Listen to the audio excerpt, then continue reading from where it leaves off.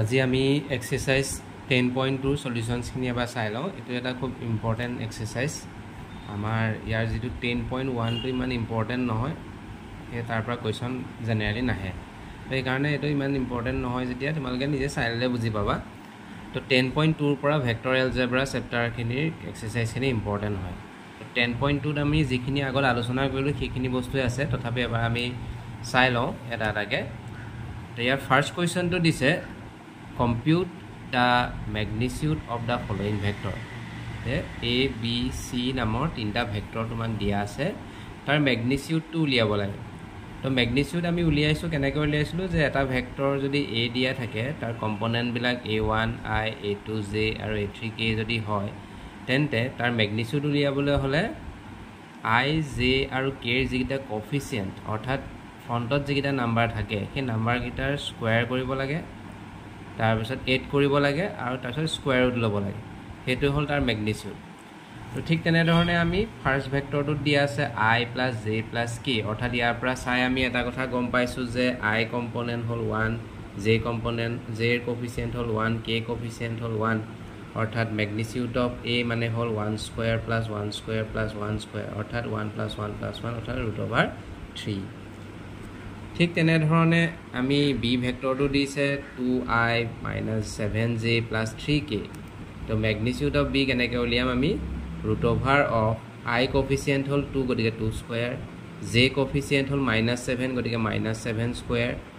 Plus K কোএফিচিয়েন্ট হল -3 গতিকে -3 square. তো আগৰ আমি দুজনমান ষ্টুডেন্টে ভুল কৰিছে যে মাইনাসটো ইয়াত বাহিৰত লিয়াই দিছে, মাইনাসটো আমি ব্ৰেকেটৰ ভিতৰত ৰাখিব লাগিব যাতে তাক স্কয়াৰ কৰিলে প্লাস হৈ যায়। তো ইয়াত আমাৰ 2 স্কয়াৰ হলে 4, 7 স্কয়াৰ হলে 49, 3 স্কয়াৰ হলে +9। তো -7 * -7 মানে +49, তো এটা প্লাস চিন হৈ যাব। তো অৰ্থাৎ 8 কৰিলে হ'ব √62। ঠিক তেনে ধৰণে আমাৰ C ভেক্টৰটো দিছে 1/√3ik + 1/√3jk + -1/√3kk। তো ঠিক তেনে ধৰণে আমি C ভেক্টৰৰ ম্যাগনিটিউডটো আমি একে ধৰণে উলিয়াব পাৰিম আৰু এটো আমি ক্যালকুলেট কৰিলে ইয়াৰ ভ্যালুটো পামগে 1। এবাৰ আমি সেকেন্ড কোৱেশ্চনটোলে যাওঁ। কোৱেশ্চন নাম্বাৰ 2 দিছে write two different vectors having same magnitude. মানে আমাক কি উলিয়াবলৈ কৈছে যে দুটা ভেক্টৰ বেলেগ বেলেগ ভেক্টৰ লিখিব লাগে, কিন্তু তাৰ ম্যাগনিটিউডটো একে হ'ব লাগে। তো আমি এটা কাম কৰিলো যে এই ভেক্টৰ লিখি ললো 2i + j আৰু b ভেক্টৰ লিখি ললো 2i - j। তো ইয়াৰ a যদি দুইটা বেলেগ বেলেগ ভেক্টৰ 2i + j আৰু 2i - j একে নহয় কেতিয়াও, বেলেগ বেলেগ, কিন্তু যদি তাৰ ম্যাগনিটিউডটো উলিয়াবলৈ যাওঁ a ম্যাগনিটিউড পাবা √5 আৰু b ম্যাগনিটিউড পাবা √5। দুইটা ম্যাগনিটিউড সমান কিন্তু ভেক্টৰ দুটা বেলেগ বেলেগ, সেই কাৰণে আমি লিখিছো যে A and B are different vector but their magnitude is same। তেনেকৈ তুমি বেলেগ এক্সাম্পলও দিব পাৰা, নিজে দি চাবা দুটা। Write two different vector having same direction। তো আমি এটা কথা পাইছিলো যে কোলিনিয়াৰ ভেক্টৰ বা প্যাৰালেল ভেক্টৰ বুলি কোৱা হয়। প্যাৰালেল ভেক্টৰ আৰু কোলিনিয়াৰ ভেক্টৰ বিলাক একেটা ডিৰেকশ্যনত থাকে, হেতি বেলেগ বেলেগ ভেক্টৰ যদিও এটাৰ ডিৰেকশ্যনটো সেম। তো সেই কাৰণে আমি দুটা ভেক্টৰ এনে ধৰণে ল'ব লাগে যাতে ইটো আনটো কোলিনিয়াৰ ভেক্টৰ হয়। তো মই A ভেক্টৰটো ধৰি ললো 2i + 3j + 4k, B ভেক্টৰটো ধৰি ললো 4i + 6j + 8k। তো B টোক আমি এনে ধৰণে লিখিব পাৰো 2 টো যদি কমন লৈ লওঁ 2i + 3j + 4k, অৰ্থাৎ টুৱাইস অফ A ভেক্টৰ লিখিব পাৰি। আৰু এটো ফৰ্মত যদি প্ৰকাশ কৰিব পাৰি তাক আমি কোলিনিয়াৰ বা প্যাৰালেল বুলি কওঁ। আৰ সো ইয়াত লিখিছে সো দে আৰ ডিফাৰেন্ট, দুইটা ভেক্টৰ বেলেগ বেলেগ কিন্তু হেতৰ ডিৰেকশ্যনটো সেম। এবাৰ আমি 4 নম্বৰ কোৱেশ্চনটোলে যাওঁ। Find the values of x and y so that the vector 2y + 3j and xi + yj are equal। তো আমি হেনাখন কৰিছো এটো কোৱেশ্চন যে দুটা ভেক্টৰ ইকুৱেল হ'বলৈ হলে এটাৰ কম্পোনেন্ট ওয়াইজ ইকুৱেল হ'ব লাগিব, i লগত i, j লগত j ইকুৱেল হ'ব লাগিব। তো ইয়াত আমি যদি দুইটা কম্পেয়াৰ কৰি চাওঁ x ৰ ভ্যালু 2 পাম আৰু y ভ্যালু 3 পাম। Next question to this is find a scalar and vector component of the vector with initial point 2, 1 and terminal point -5, 7। তো আমি হেনাখন কৈছিলো যে দুটা পইণ্ট যদি দিয়া থাকে এডাল লাইনৰ, তেতিয়া আমি সেকেন্ড পইণ্টৰ পৰা ফাৰ্স্ট পইণ্টটো মাইনাস কৰি যেটো ভেক্টৰ পাম সেইটো লিখিব লাগে। অৰ্থাৎ a vector is equal two পাবগে -7i + 6j তো আমাৰ এটা ইনিশিয়াল পইণ্ট আৰু এটা টাৰ্মিনেল পইণ্ট দিয়া আছে অৰ্থাৎ যদি আমি ডায়াগ্ৰাম হিচাপত যদি আকো মানে ভেক্টৰ মানে কি এডাল ডাইৰেক্টেড লাইন তো ফাৰ্স্ট পইণ্টক আমি initial point com 2 1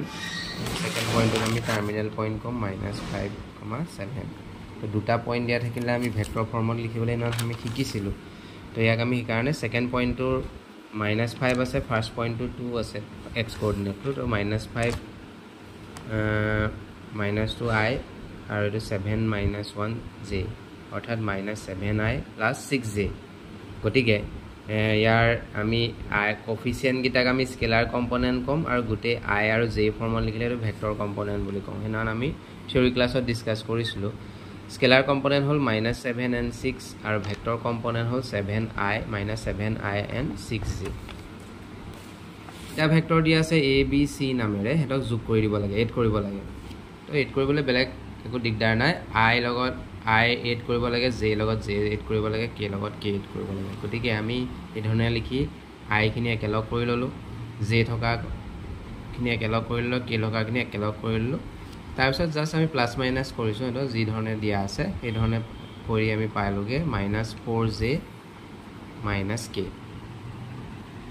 Question number 7. Find a unit vector in the direction of the vector A, I plus j plus 2k. So, unit vector uliabole hame hikisu je eta vector tar magnitude divide kori dile unit vector pam. To vector to dia ase I plus j plus 2k. Aru a magnitude hobo tomar √6 ami uliabole hikilue. The unit vector hole a vector tar magnitude divide kori dia. To I plus j plus 2k divided by √6. To yak ami ethone লিখিব তো দিছে find the unit vector in the direction of pq where p and q p আৰু q পইণ্টটো তোমাক দিয়া আছে তো দুটা পইণ্ট দিয়া থাকিলে ইনিশিয়াল আৰু টাৰ্মিনেল পইণ্টটো যদি দিয়া থাকে তাৰ ভেক্টৰ উলিয়াবলৈ হলে টাৰ্মিনেল পইণ্টৰ পৰা ইনিশিয়াল পইণ্টটো মাইনাস কৰি দিব লাগে তো 4 ৰ পৰা আমি 1 মাইনাস কৰিলো 5 ৰ পৰা 2 মাইনাস কৰিলো 6 ৰ পৰা 3 মাইনাস কৰিলো গতিকে এটো পালোগে 3i + 3j + 3k এটো হল pq ভেক্টৰ তাক ম্যাগনিটিউডে ডিভাইড কৰি দিলে হল ম্যাগনিটিউড অফ pq আমি এই ধৰণে উলিয়ালো পালোগে এটো 3√3 আৰ ইউনিট ভেক্টৰটো হবলে হলে ভেক্টৰটো তাৰ ম্যাগনিটিউডে ডিভাইড কৰি দিয়া তো এই ধৰণে আমি ক্যালকুলেট কৰি পালোগে 1/√3ik + 1/√3jk + 1/√3kk next question number 9 10 11 12 13 এইটা আমি আগৰ ভিডিও গিটাত কৰা হৈ গৈছে প্ৰায় গিটা গতিকে এইটা তোমাকে চাই লবা নেক্সট আমি কোয়েশ্চন নাম্বাৰ 14 টো কৰি চাম 14 টো আমাৰ যদি টেক্সট বুকখনত চাও 14 নম্বৰ কোৱেশ্চনটো দিছে এটো so that the vector I plus j plus k is equally inclined to the axis ox oy oz মানে এটা ভেক্টৰ মানে কি এটা লাইন এই লাইন ডালে ox মানে x axis oy মানে y axis আৰু oz মানে z axis তোমাৰ দিয়া আছে এই গুটে গিটাৰ লগত সমানভাৱে হালি আছে হালি মানে হালি থকা মানে এংগল ফৰ্ম কৰি আছে সমান এংগল ফৰ্ম কৰি আছে বুলি আমি দেখাব লাগে তো কোৱেশ্চন নম্বৰ 14 টো যদি আমি লিখি লওঁ এই ধৰণে তো 14 নম্বৰ কোৱেশ্চনটো তোমাক কি দিয়া আছে ভেক্টৰটোৰ নাম সাপোজ ধৰিলো a let a is equal to I plus j plus k দিয়া আছে আমি যদি সমকে ডায়াগ্ৰামটো যদি চাও আমাৰ ডায়াগ্ৰামটো হল এনেকুৱা এডাল তোমাৰ x axis ধৰিলা আৰু y axis এডাল z axis এটো হল অৰিজিন o ধৰিলা এডাল লাইন তুমি ড্ৰ কৰিলা সাপোজ এটো op লাইনটোৱে হল এই ভেক্টৰটো তো এই op ভেক্টৰটোৱে ox মানে ইয়াৰ লগত যিমান ভাবে হালি আছে মানে যিমান এংগল ফৰ্ম কৰিছে ইয়াৰ লগতো একেটা এংগল ফৰ্ম কৰিছে বুলি দেখাব লাগে আৰু z এক্সিছৰ লগতো একেটা এংগল ফৰ্ম কৰিব লাগে ফৰ্ম কৰিছে বুলি দেখাব লাগে ধৰিলো আমি x এক্সিছৰ লগত আলফা এংগল ফৰ্ম কৰিছে y এক্সিছৰ লগত বিটা এংগল ফৰ্ম কৰিছে আৰু z এক্সিছৰ লগত গামা এংগল ফৰ্ম কৰিছে মানে এতিয়া তিনটা ভ্যালু সমান বুলি দেখাব লাগে অৰ্থাৎ আলফা বিটা আৰু গামা সমান বুলি দেখাব লাগে তো কুৱেশ্যন নম্বৰ 14টো আমি কৰিবলৈ চেষ্টা কৰিছিলোঁ এই ভেক্টৰ দিয়া আছিলে এই ভেক্টৰ তোমাৰ এটা লাইন OP বুজাইছে OP লাইনডালে তোমাৰ x এক্সিছ y এক্সিছ আৰু z এক্সিছৰ লগত OX OY আৰু OZৰ লগত সমানভাৱে হালি আছে অৰ্থাৎ সমান এংগুল ফৰ্ম কৰিছে বুলি দেখাব লাগে তো মই ধৰি ললোঁ যে এই ভেক্টৰ অৰ্থাৎ OP লাইনডালে x এক্সিছ y এক্সিছ আৰু z এক্সিছৰ লগত ক্ৰমে আলফা বিটা আৰু গামা এংগুল ফৰ্ম কৰিছে এতিয়া আমি প্ৰমাণ কৰি দেখুৱাব লাগে যে we have to prove that alpha is equal to beta is equal to gamma তো আলফা বিটা গামা মানে কি ডাইৰেক্টেড এংগুল বুলি কোৱা হয় আৰু এহেতৰ যদি কোসাইন ভ্যালুবিলাক লোৱা হয় তেতিয়া ডাইৰেকশন কোসাইনস বুলি কোৱা হয় এহেতক তো আমাৰ টাৰ্গেট হল যে এই যেটো ভেক্টৰ দিয়া আছে তাৰ ডাইৰেকশনস কোসাইনস খিনি আমি উলিয়াই লওঁ তো এই ভেক্টৰটো আমাক দিয়া আছিল I + J + K তো ইয়াৰ ডাইৰেকশন ৰেশিওস বিলাক আমি আগৰ ক্লাছত উলিয়াবলৈ শিকিছিলো তো ইয়াত 1 1 আৰু 1 হ'ব অৰ্থাৎ I J K এৰ কোফিচিয়েন্ট এটা চালে হল লগতে আমি ম্যাগনিটিউড অফ A ইমাত্ৰ উলিয়াবলৈ শিকিলো গুটেকিটা স্কয়াৰ কৰি 8 কৰি স্কয়াৰ লৈ ললে হল অৰ্থাৎ √3 পালা এটো তো ডাইৰেকশন কোসাইনস আমি কেনে কৰি লিয়াম যে ডাইৰেকশন ৰেশিওস বিলাকক আমি ম্যাগনিটিউডে ডিভাইড কৰি দিম তো 1/√3 1/√3 1/√3 তো ডাইৰেকশনস কোসাইনস বিলাকক আমি L M আৰু N সিম্বলে বুজাও L = 1/√3 M = 1/√3 আৰু N = 1/√3 হল L মানে আমি পাই আহিছো cos আলফা M মানে হল cos বিটা N মানে হল cos গামা তো cos alpha = 1/√3 cos beta = 1/√3 cos gamma = 1/√3 অৰ্থাৎ আমি দেখিলো যে গুটেকিটাৰ মান সমান তো সেই কাৰণে আমি লিখিব পাৰিছো যে cos alpha = cos beta = cos gamma অৰ্থাৎ গুটেকিটাৰ পৰা যে cos টো ক্যান্সেল কাউন্ট কৰিলো আলফা = বিটা = গামা মানে এংগল গিটা ইকুৱেল তো ইয়াৰ পৰা আমি ক'ব পাৰো যে I + J + K যেটো ভেক্টৰ আছিল বা যেটা লাইন আছিল ডাইৰেক্টেড লাইন সেই লাইনডালে OX OY আৰু OZ ৰ লগত ইকুৱেলি ইনক্লাইন হৈ আছে মানে সমানভাৱে হালি আছে বা সমান ডিগ্ৰী এংগল ফৰ্ম কৰিছে তো এই ধৰণে আমি কৰিব পাৰো এটো এটা ইম্পৰ্টেন্ট কোৱেশ্চন আগৰ এক্সামত আহি গৈছে 2 বা 3 মাৰ্কছৰ কাৰণে এবাৰ ভালকৈ চাই লবা এবাৰ আমি নেক্সট কোৱেশ্চনটোলৈ যাওঁ কোৱেশ্চন নম্বৰ 15 তো 15 কোৱেশ্চন নম্বৰটো আমাক দিয়া আছে যে find da position vector of a point R which divides the line joining two points P and Q whose position vector I + 2j - k and -I + j + k respectively in the ratio 2:1 internally and externally তো class 10ত আমি স্থানাঙ্ক জ্যামিতি পঢ়োতে আমি এটা বস্তু পঢ়িছিলো যে অন্তৰ্বিভক্ত বহিৰ্বিভক্ত উলিয়াবলৈ আমি শিকিছিলো অনুপাতটো দিয়া থাকিলে আমি অন্তৰ্বিভক্ত কৰা বিন্দুটোৰ স্থানাঙ্ক কিমান বহিৰ্বিভক্ত কৰা বিন্দুটোৰ স্থানাঙ্ক কিমান তো ইয়াত যেবা ভেক্টৰ ফৰ্মত দি আছে কথা একেটাই প্ৰথম আমাক দি আছে a vector I + 2j - k আৰু b ভেক্টৰ দিছে -I + j + k আৰু ৰেশিওটো দিছে 2:1 মানে pq নামৰ এটা লাইন তোমাক দিয়া আছে pq এটা লাইন তোমাক দিয়া আছে ইয়াৰ পজিশন ভেক্টৰ মানে অৰিজিনৰ লগত কানেক্টেড op ভেক্টৰ দিয়া আছে অৰ্থাৎ a ভেক্টৰটো op বুলি কৈছে oq ভেক্টৰ অৰ্থাৎ এটোক আমি b বুলি কৈছো এতিয়া আমি এটা পইণ্ট r এ এই লাইনডালক ইন্টাৰনালি ডিভাইড কৰিছে মানে অন্তৰ্বিভক্ত কৰিছে তো এই OR পজিশন ভেক্টৰটো কিমান হ'ব মানে OR স্থানাঙ্ক বা ভেক্টৰ ফৰ্মটো কিমান হ'ব আমাক উলিয়াবলৈ কৈছে তো আমি ইয়াত লিখিছো যে when R divides PQ internally then position vector of R is equal to m into b vector plus n into a vector divided by m plus n এটো ফৰ্মুলা হিচাপে মনত ৰাখি ল'ব পাৰা যে যেটো ৰেশিও দিয়া থাকে m আৰু n এটোক m আৰু n টো লিখিলে m টোৱে তোমাৰ সেকেন্ড ভেক্টৰটোক মাল্টিপ্লাই কৰিব লাগিব n টোৱে ফাৰ্স্ট ভেক্টৰটোক মাল্টিপ্লাই কৰিব লাগিব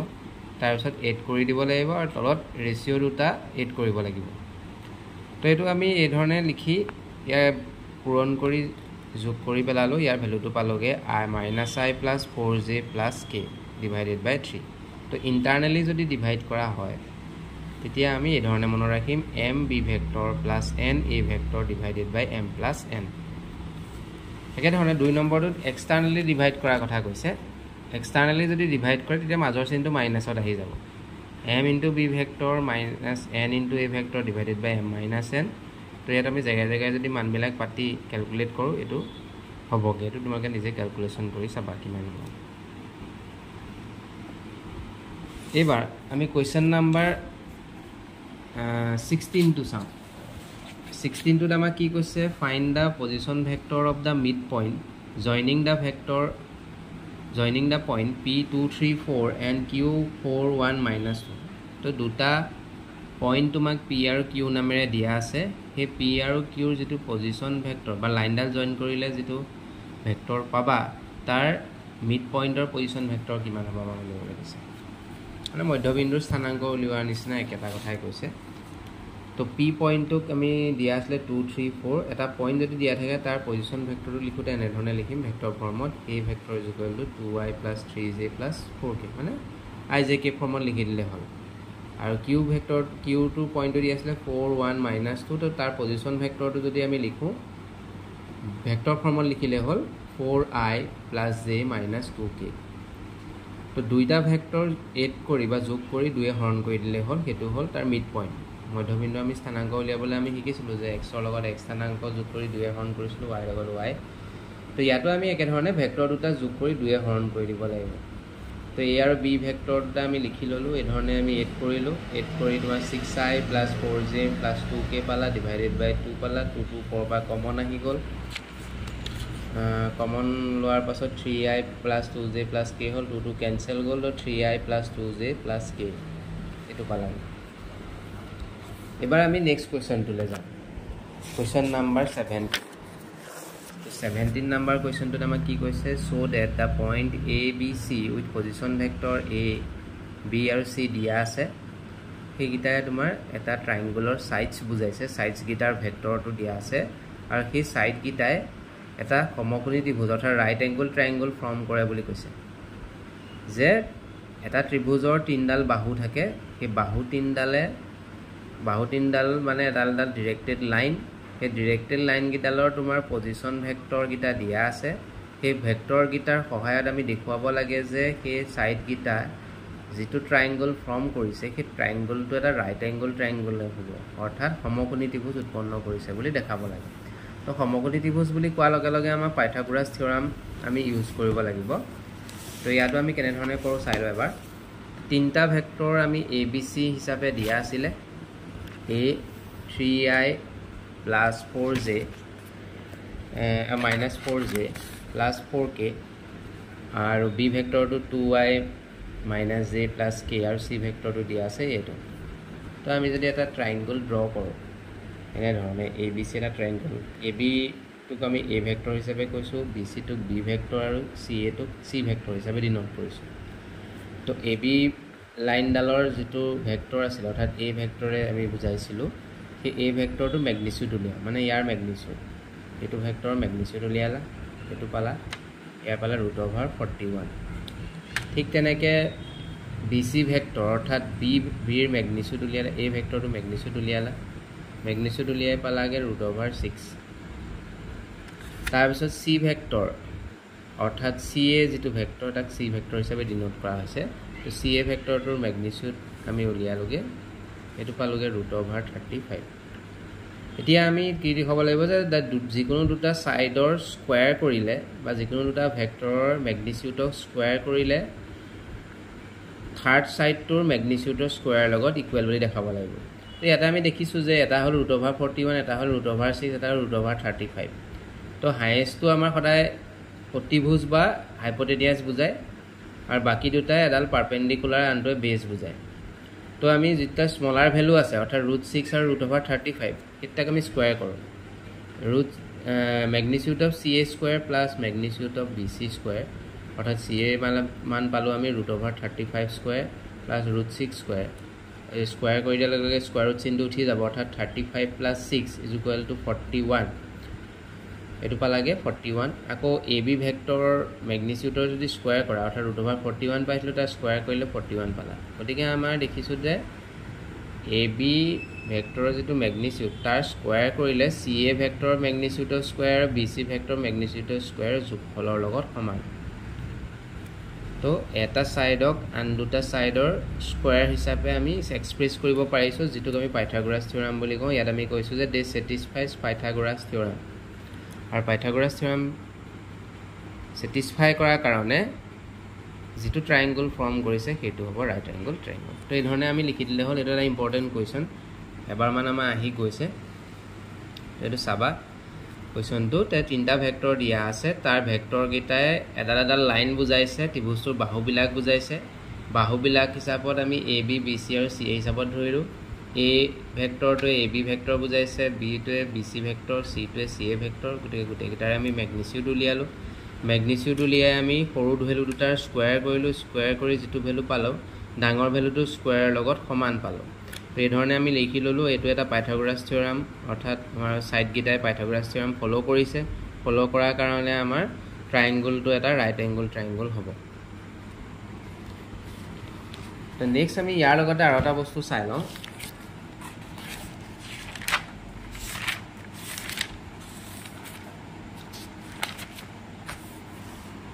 কেইটামান আমাৰ ইম্পৰ্টেন্ট কনসেপ্ট আছিল সম important concept of vector algebra তো এটা আমি তোমালোকে ফিজিক্সত পাইছা চাগে ট্ৰায়াঙ্গল ল অফ ভেক্টৰ এডিশন মানে আমি ভেক্টৰ গিটা যদি এনে ধৰণে লওঁ যে তাৰে দুটা ভেক্টৰ যোগ কৰিলে মানে এ বি ভেক্টৰ যদি এটা হয় ইটো যদি বি সি দিশত হয় বি সি ভেক্টৰ তেন্তে এ বি আৰু বি সি এড কৰিলে সদায় এ সি ভেক্টৰৰ দিশত হ'ব A B vector means displacement from point A to point B মানে এ পইণ্টৰ পৰা বি পইণ্টলৈ যেটো ডিসপ্লেসমেন্ট হয় এটো এ বি ভেক্টৰে বুজাইছে বি সি ভেক্টৰে বুজাইছে displacement from point B to point C B পৰা সি লৈ ডিসপ্লেসমেন্টটো বুজাইছে ডিসপ্লেসমেন্ট আৰু ডিসটেন্স তোমালোকে ফিজিক্সত পাইছা ডিফাৰেন্সটো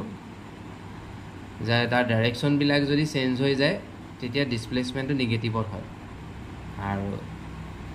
হেৰি হলে পজিটিভ ডাইৰেকশনত হয় তো আমি যেটো এ বি আৰু বি সি যেটো নেট ডিসপ্লেসমেন্ট হ'ব মানে যোগ কৰিলে যেটো ডিসপ্লেসমেন্ট পাম হেতু আমাৰ এ সি ভেক্টৰৰ দিশত হ'ব গতিকে আমি ইয়াক এনেকৈ ধৰণে লিখিব পাৰো A B vector plus B C vector is equal to A C vector আৰু ইয়াৰ পৰা আমি আৰু এটা ৰিজাল্ট উলিয়াই লব পাৰো A B vector plus B C vector A C ভেক্টৰটো যদি আমি লেফট সাইডলৈ লৈ আহো মাইনাস এ সি ভেক্টৰ হৈ যাব গতিকে A B vector plus B C vector minus A C টুক আকৌ সি এ ভেক্টৰ হিচাপে লিখিব পাৰি আমি ভেক্টৰ বিলাকৰ যদি পজিশন গিটা চেঞ্জ কৰি দিও ধৰি লোৱা এটা পইণ্ট যদি এ ৰ পৰা সি লে গৈছে এ ৰ পৰা সি দিশত গৈছে তাৰ পজিটিভ ডাইৰেকশন যদি আমি অপোজিটত আহি যাও সি ৰ পৰা যদি এ লে আহে তেতিয়া এটো নেগেটিভত আহি যাব তো এটা মাইনাস এ সি টো যদি নেগেটিভ ডাইৰেকশন হয় সি এ টো পজিটিভ ডাইৰেকশন হ'ব তো মাইনাস এ সি জায়গাত প্লাস সি এ লিখিব পাৰি গতিকে গোটেই গিটাৰ ৰিজাল্টৰ এ সামটো আমাৰ 0 হয় তো ইয়াৰে এটা এমসিকিউ কোৱেশ্চন আমাৰ কোৱেশ্চন নম্বৰ 18 ত খুদিছে in triangle ABC which of the following is not true যে এটা ABC যদি ট্ৰায়াঙ্গল হয় এই ট্ৰায়াঙ্গলটোৰ তলৰ কোনটো ফলো নকৰে মানে কোনটো ক্ষেত্ৰত শুদ্ধ নহয় তো AB plus BC plus CA is equal to 0 এটো কাৰেক্ট আমি মাত্ৰ পালো AB plus BC minus AC এটো মাত্ৰ আমি পালো শুদ্ধ AB plus BC minus CA কেতিয়া নহয় AC হ'ব তো আমাৰ এটো ৰং অপচন মানে শুদ্ধ নহয় তো খুদিছে গতিকে আমাৰ C অপচনটো কাৰেক্ট হ'ব আৰু এটো কেতিয়া হ'ব AB BC টোক আমাৰ এটো প্লাস BC আছিল তাক উল্টা কৰি দিলে মাইনাস BC CB হৈছে প্লাস CA বাকি ৰিজাল্টটো একো হোৱা নাই AB এই প্লাস BC টোক উল্টা কৰি দিলে মাইনাসত আহি গল বাকি CA টো CA তো A B D এগিটা hall ABC ক্ষেত্ৰত শুদ্ধ কিন্তু ইয়াত আমাৰ কোনটো শুদ্ধ নহয় খুদিছে গতিকে আমাৰ অশুদ্ধটো হ'ব AB vector plus BC vector minus CA হ'ব minus CA is equal to 0 হ'ব মাইনাস CA নহয় মাইনাস AC হ'ব আমি এমাত্ৰ ট্ৰায়াঙ্গল ল অফ ভেক্টৰ এডিশনত দেখিছো যে AB plus BC এটোকে পেলাইলে মাইনাস AC হল আৰু এস মাইনাস AC টোক CA হিচাপে লিখিব পাৰো তো এটো এবাৰ চাবা নেক্সট ইয়াৰ লগতে আৰু এটা কথা কৈ দিও যে প্যাৰালেলোগ্ৰাম ল অফ ভেক্টৰ এডিশন যে এটা যদি আমি প্যাৰালেলোগ্ৰাম লওঁ OACB তাৰ OA ডিৰেকশনটো A ভেক্টৰ হিচাপে বুজাইছে ঠিক তেনেকৈ BC ভেক্টৰটো A হিচাপে বুজাইছে OB to B ভেক্টৰ হিচাপে বুজাইছে ঠিক তেনেকৈ এইটো হ'ব কাৰণ অপজিট সাইডছ আৰ ইকুৱেল গতিকে ভেক্টৰকেইটাও ইকুৱেল হ'ব গতিকে ইয়াত কি কৈছে যে A আৰু B ভেক্টৰে যদি দুটা ভেক্টৰ বুজায় কি বুজাইছে টু এডজাসেন্ট সাইডছ মানে ওচৰা-ওচৰি বাহু প্যাৰালেলোগ্ৰাম মানে সমান্তৰিক যে এটা সমান্তৰিকৰ A আৰু B এ যদি দুটা ওচৰা-ওচৰি বাহু বুজায় তেন্তে হেতৰ সাইড দুটাক যদি এড কৰা তেতিয়া কি বুজাব তাত কৈছে যে the sum A plus B is represented in magnitude and direction by the diagonal of a parallelogram ধৰি লোৱা ওচৰা-ওচৰি বাহু এটো বাহু আৰু এটো বাহু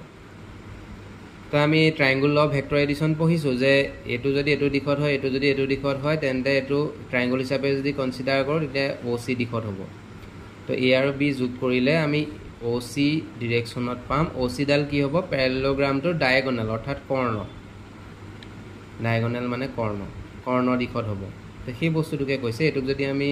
এটো এটা ট্ৰায়াঙ্গলটোৰ ক্ষেত্ৰত ট্ৰায়াঙ্গল অফ ভেক্টৰ এডিশন হ'ব ভেক্টৰ এডিশন হলে A plus B কৰিলে তুমি OC দিশত পাবা যাক আমি A plus B হিচাপে লিখিব পাৰো তো A plus B এ কি বুজাব ডায়াগোনাল ডালৰ যিটো ভেক্টৰ পাম A plus B এড কৰিলে যিটো ভেক্টৰ পাবা সেই ভেক্টৰটো ডায়াগোনালৰ দিশত হ'ব বুলি কৈছে তো ইয়াক আমি এনেকৈ লিখিব পাৰো OA plus OB vector is equal two OC vector বা এইফালৰ পৰা এটো ট্ৰায়াঙ্গল যদি চাওঁ OB plus BC is equal to OC vector হ'ব বা এটোক যদি আমি চেঞ্জ কৰি দিব পাৰো অপজিট সাইডছ আৰ ইকুৱেল তো OA OB জেগাত আমি AC লিখিব পাই কাৰণ OB আৰু AC সমান গতিকে OA plus AC plus OC কেতিয়াবা আমি শৰ্ট কোৱেশ্চন আমাৰ সুধিব পাৰা ওপৰ কোৱেশ্চনটো নিচিনাকৈ এটো এবাৰ চেক কৰি চাবা Next, last question to ami sai lo question number 19 if A and B are two collinear vector then which of the following are incorrect A আৰু B যদি দুটা collinear vector হয় তেন্তে তলৰ কোনটো অশুদ্ধ সুধিছে তো আমি collinear হলে B ইকুৱেল টু lambda হিচাপে লিখিব পাৰো for some scalar lambda এটো শুদ্ধ হয় A is equal to plus minus B vector বা আমি চাই লম বাকিটা the respective component of A and B are not proportional componentবিলাক proportional হয় হে collinear হলে তো এটা আমি চাইটা অপশন দিয়া আছে B is equal to lambda A for some scalar lambda এটো হয় the respective components of A and B are not proportional হ'ব হে collinear হলে proportional হয় তে not proportional মানে এটো অশুদ্ধ দিছে আৰু both A and B have same direction আমি মাত্ৰ অকমান দিয়া আগত এটা কোৱেশ্চনত কৈছিলো যে collinear হলে এটা ডিৰেকশনটো সেম হ'ব কিন্তু ম্যাগনিটিউডটো বেলেগ হ'ব আৰু A is equal to plus minus B মানে যদি ল্যামডাৰ ভ্যালুটো তোমাৰ 1 লোৱা তো প্লাস B হ'ব আৰু যদি -1 লোৱা তেতিয়া -B হ'ব তো ইয়াকে নেধৰণে লিখিব পাৰি তো A B আৰু D কাৰেক্ট কিন্তু ইয়াত নট কাৰেক্ট সুধিছে গতিকে আমাৰ C অপশনটো কাৰেক্ট হ'ব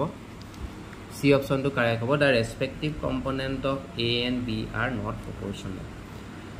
So তোমালোকে এবাৰ ভালকে চাই লবা এক্সাৰসাইজ 10.2 টো মই প্ৰায়খিনি কৰিয়ে দিলো যদি কিবা অসুবিধা পায় তেতিয়া কমেন্ট কৰি জনাবা